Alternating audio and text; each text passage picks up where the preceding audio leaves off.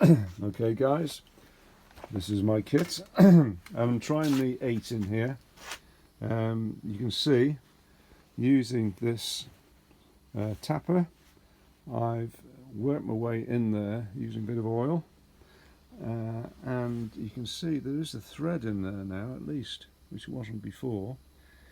There's where the guys, the original owner, drilled further down. That's the problem really. He's gone into down there, which eventually has compromised the water jacket. So I might tempted to fill that actual little hole inside the JB Weld that's set, and then put in a helicoil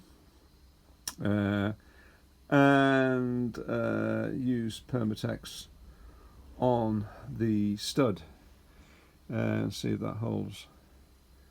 Yeah, but it's looking as if I'm getting quite a nice thread in there now with that tapper. And I've just measured, and there's the little helicoil gone. There's the helicoil. Oh.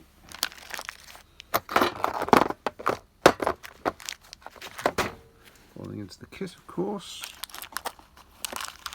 Get it out. There you go. That's the little bit on the end which taps out, so it goes in using this inserter tool. I'm going to do that now and see if we can get the whole thing in. And so it should go in there and we'll see.